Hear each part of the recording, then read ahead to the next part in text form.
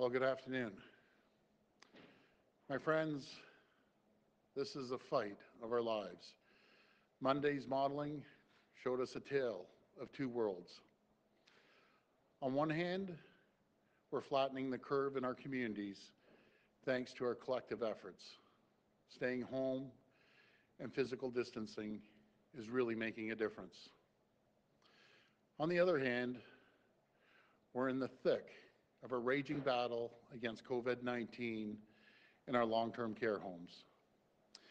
And when you're in a fight like this, you leave nothing on the table because we have a duty to protect those who cannot protect themselves.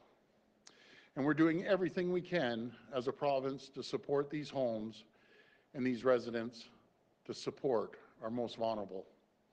But as Premier, I won't stop there. I will draw on every available resource. I will get support and reinforcements from everywhere possible. That includes from our federal counterparts. From the beginning of this battle, we have worked closely with the federal government. There's been tremendous partnership between all three levels of government. And I've had regular conversations with the Prime Minister, the Deputy Prime Minister, and the Chief of Defence Staff. They have offered the resources of the federal government to assist Ontario, and today we'll be making a formal request to bring in those extra reinforcements. This includes resources from Public Health Agency of Canada and Canadian Forces personnel. We will begin by directing that the additional personnel be deployed to 5 priority homes in the province. Their support will provide staffing relief so staff can focus on the care of the residents. They will assist with operations, coordination, or medical care, logistics, and general assistance to support the day-to-day operations. This support from our federal partners will be a small part of our robust response to COVID-19 and long-term care homes. We're putting resources where they're needed most. As I've always said, everything is on the table. We will leave no stone unturned. Our frontline heroes are working around the clock, many working longer days and extra hours. They need a rest, and they need support. We have already assembled COVID-19 SWAT teams. The Scarborough Health Network has sent in medical expertise to 17 long-term care homes in their region. They've deployed volunteer emergency nurses and cleaning staff, provided support plans and training. They've sent in medical experts and created virtual programs to best support staff on site, including 24/7 dedicated expert advice. Our hospitals are stepping up in a big way. Lake Ridge Health has done a scan of all the homes in their region. They've already deployed plans for 6 homes in the region and will have 10 completed by the end of the week. They've deployed geriatric nurses, infection and control specialists, and clinical practice leaders. They're helping the hardworking men and women on the ground complete testing, procure PPE, and set up structures for immediate troubleshooting. We're sending in specialists from hospitals, public health units, and home care sector. These specialist SWAT teams will be supporting over 100 long-term care homes in the urgent need of our support. We are constantly sending in critical medical supplies and equipment, including millions of protective masks and gloves. These supplies are getting right to our long-term care workers on the front lines within 24 hours of request. When it comes to protecting our most vulnerable, we're making sure all hands are on deck. Long-term care homes, hospitals, public health officials, community volunteers, and now our federal partners. And every set of boots on the ground will make a difference in this fight. Because when I see how many families are grieving, when I see the stories of this virus is ruthlessly attacking our seniors, I know we have to keep going. We have to keep fighting. We will keep working around the clock to keep you and your loved ones safe. We will always be there to support you, and we will get through this. Thank you, and God bless the people of Ontario. I'll now pass it over to Minister Fulton.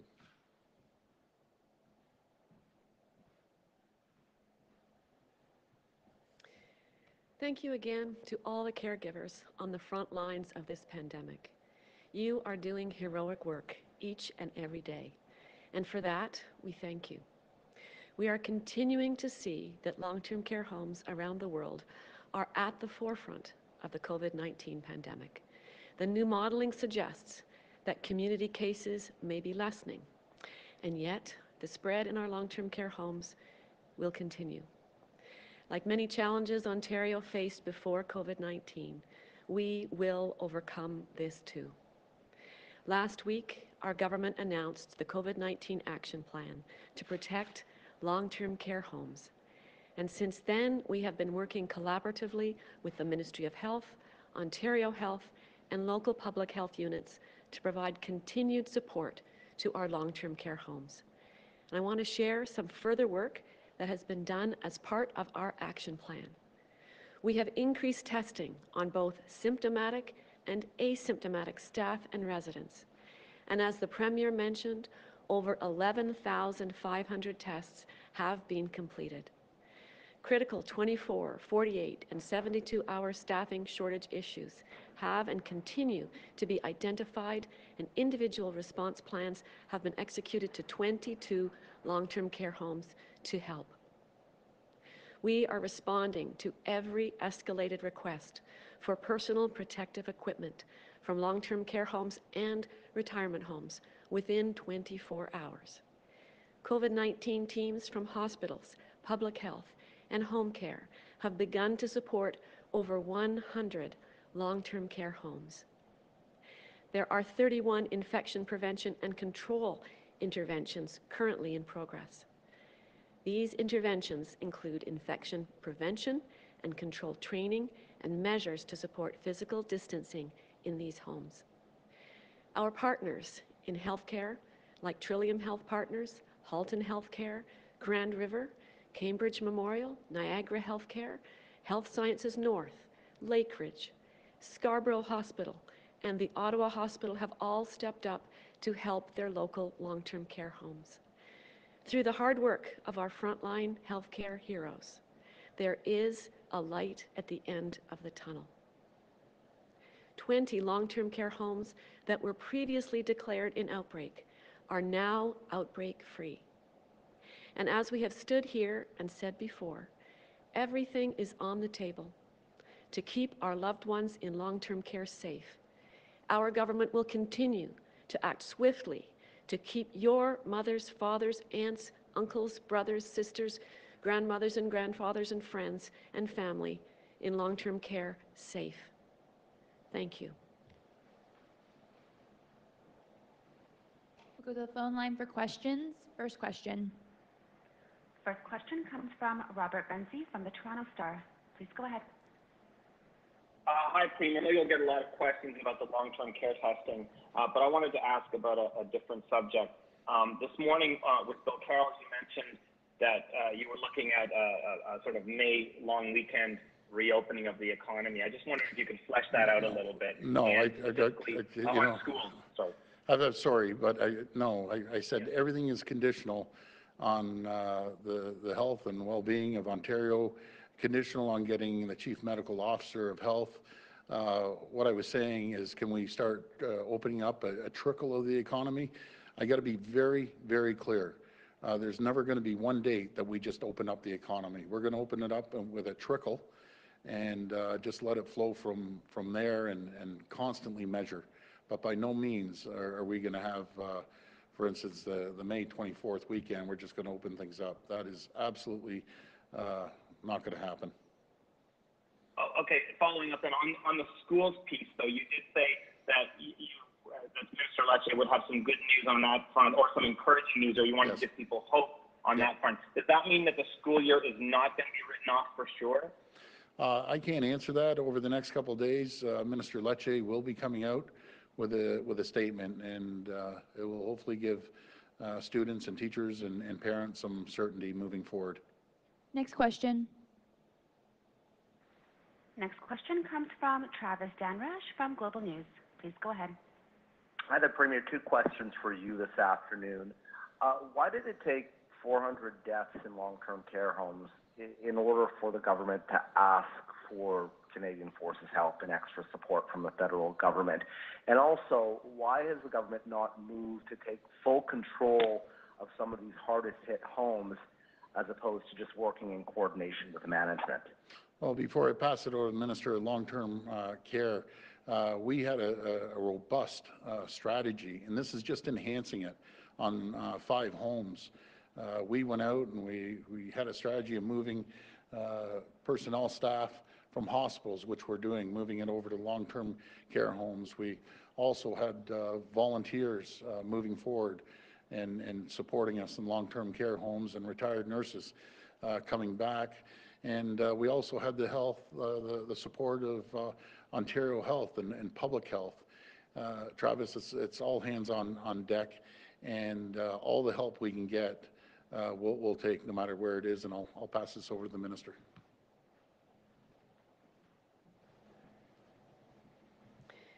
So to be absolutely clear, the health and well-being of residents and staff in long-term care are a priority. And this is what we've been doing with that in mind the whole way through. All the measures we've taken, from the active screening to the essential visitors only, to ramping up testing, getting that into the homes. We have been taking the best, the advice of the best experts, our medical and scientific experts on this, through the Chief Medical Officer of Health and Public Health, and all the good people who have been working from Ontario Health and the Public Service, making sure that we take every single measure possible in a timely way. There is nothing more important than the lives of our most vulnerable people. This is a global situation with this virus. It attacks the over 80-year-old age group in a dramatic, deadly way. And the numbers show that all across the world. We are taking every measure and taking additional tools. You've heard our action plan. The testing advice is coming from the Chief Medical Officer of Health, and we're following those recommendations.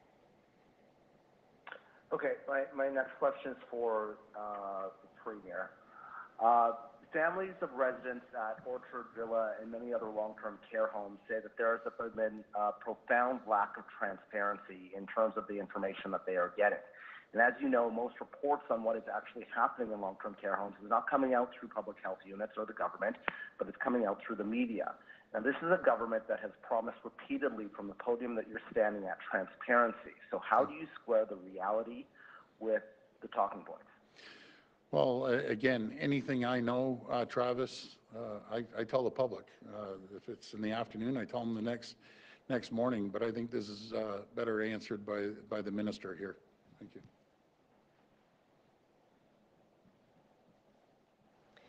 So there has been some confusion over the numbers. The numbers coming through public health, they have a different path. The numbers that come to long-term care, the Ministry of Long-Term Care, are numbers that are eventually confirmed from public health. But certainly you're aware how quickly things can spread through the media.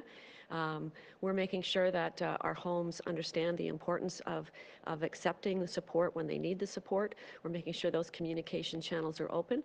And our Chief Medical Officer of Health has also looked at narrowing that gap so that there's less difference between the numbers and making sure that we can get information out in a timely way. This is very important. Next question. Next question comes from Laura Stone from the Globe and Mail. Please go ahead. Hi, Premier. On the military aid piece, what has led you to this point where you're now looking to call in the military to 5 homes? How much aid are you looking for? How many people? What kind of personnel do you need? And why does it seem like your government has resisted every step of the way these proactive calls for more testing, for limiting staff to 1 home, and now military aid, which I asked your government about on April 11th. Yeah. So if you can please answer those questions as to why now and why you didn't do this earlier. Well, let's go back to the beginning. We had the hospitals open. We thought it was going to be a different scenario. We thought we'd have full hospitals. That's not the case. We reallocated hospital resources over to long-term care to make sure that they have the support, but we're leaving no resources, no rock overturned or no stone overturned, and we're making sure that the resources that are needed there are there. Now, as for the military, this has been changing every single day. As we see an influx, we'll take all resources possible. And as for the number of people, there'll be enough people to take care of the 5 homes 24 hours. I've never been reluctant to, the call for help. And as for the testing, Laura, there's many people, I was one of them, sitting there beating the drums 2 weeks ago saying we need everyone tested. Again, I can't, as much as people may think I can jump in there and overturn what the chief medical officer says, I can't. I can get up here, and I was shouting and screaming 2 weeks ago, we need more tests. And now we're getting more tests, and we're going to be, by the end of the month, up to 14,000 tests. But there was no one out there that was beating the drum louder than I was. So we're at that point now where we're going to be testing every single resident, every single health worker. There's 78,000 residents, 56,000 healthcare workers within the system. And again, I've been requesting get every single person tested in long-term care. I've been saying this for 2 weeks. And by no means are we sitting back and not putting every single resource we can in long-term care. But as it changes, just all over just 4 or 5 days, we had 114 infected homes, and it's jumped up to 128. And as we needed more resources, we're bringing the resources in from every corner of the country if we have to. But my main focus, I'm just 100% zoned in on making sure we support long-term care. That's where the crisis is.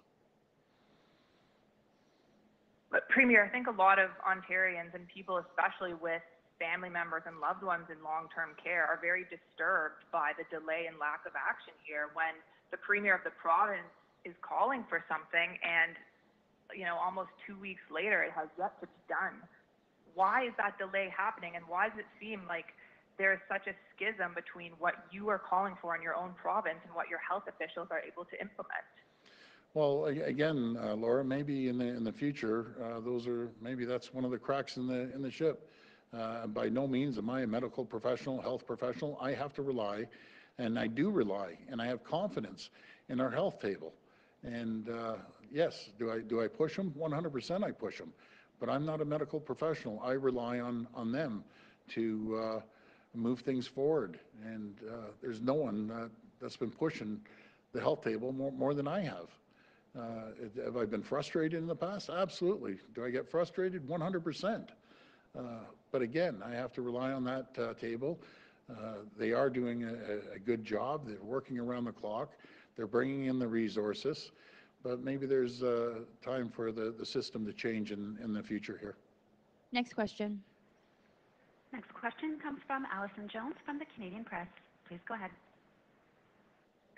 Hi, Premier. Just Hi, Allison. further on the long-term care testing, are you confident that Ontario will have the ability to test every long-term care resident and every long-term care staffer, the tens and tens of thousands of them that you mentioned? And right now we're doing about 10,000 tests a day. Can we do this, and how long is it going to take?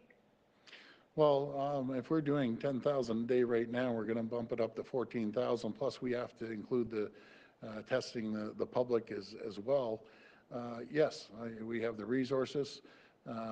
We have all the items that we need to do the testing. So we're going to do it rapidly, as quickly and as fast as we can. I've been as clear as I can be. Get in there and test every single person we possibly can. And it might take a few weeks, but we're going to make sure that we expedite it as soon as possible. And every day, people in long-term care are being tested. And just to mention, even in the past, long-term care was very, very clear that anyone that had symptoms, be it a resident or a healthcare worker, was able to call up and get tested immediately. It wasn't that we were holding back tests. Everyone was able to get tested when they showed symptoms.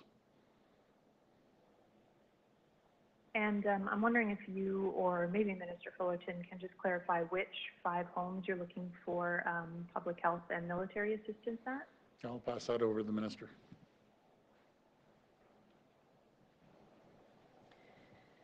So we have been keeping very close scrutiny on the homes that are struggling.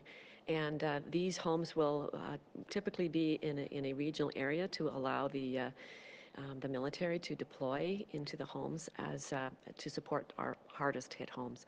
So we're keeping very close track of that. Obviously, Toronto has quite a few cases, and staffing is an issue in those homes, and this is what will be done with the staffing assistance from the military. Next question. Next question comes from Cynthia Milligan from City TV. Please go ahead. Hi, Premier. This question is for you. It seems to me that, I'm going to add to Laura Stone's question. It seems to me from what you're saying that you aren't happy with a lot of the decisions that have been made when it comes to long-term care and the lack of testing that was called for weeks ago and only seems to be starting up now. Are your hands tied here? I don't understand. You're the Premier. I thought you were the one who called all the shots. Well, the public health officer, that's a separate area. Again, that's totally separate from the jurisdiction under the Premier. He has powers that I don't have. And, he's been doing a good job. He's been working very, very hard. I have confidence in Dr. Williams and our command table. And again, I was frustrated, but I'm not the health expert. I'm relying on them. I have confidence that they're going to do a good job, and they've been doing a good job. It's all hands on deck. We aren't leaving any stone unturned anywhere. We're pulling in as many resources, and as the numbers change, we have to react. We have to react and put more support into the system. And again, can we change things, Cynthia, in the future? Yeah, I think we should change a lot of things after this pandemic, right across all jurisdictions, all levels of government. As I've said, you see the cracks in the ship, and you have to fix them. But I'll always rely on the advice of our medical professionals, health and science. I have to rely on them. Okay, thank you. And my second question is in regards to people with disabilities. It's very difficult for them to get to assessment centers. Many feel like they're falling through the cracks. The opposition is calling for in-home testing for people with disabilities. Will your government consider that? If I could pass that over to the Minister of Health, I'd appreciate it. Thank you. Absolutely. If people need to be tested, we can take the testing to them, especially people with disabilities who maybe have significant mobility challenges.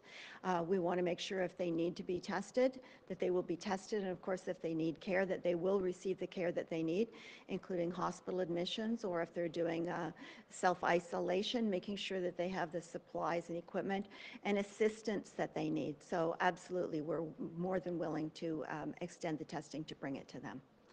Next question. Next question comes from Randy Rath from Stage TV. Please go ahead. Hi, Premier. Hi, Randy. I've got a question about your these SWAT teams that you have.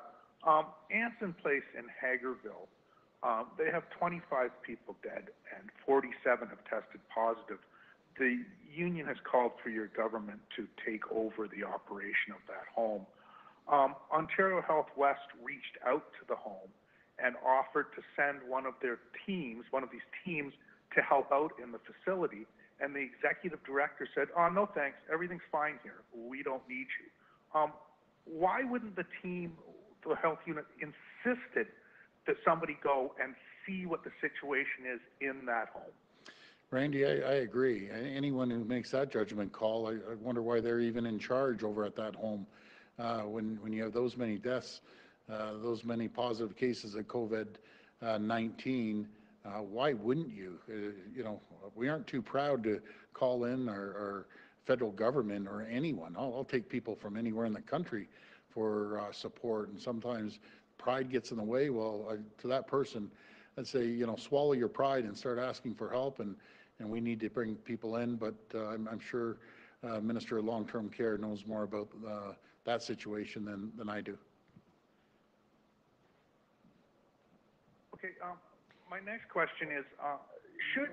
Okay, so public health does have the ability to issue an order to allow the home to be accessed by other supports. So public health does have that ability, and in some instances it has acted on that. So just to clarify that it is possible for public health to do that. There are other mechanisms as well. Okay, and while you're there, should every home in the province be inspected right now?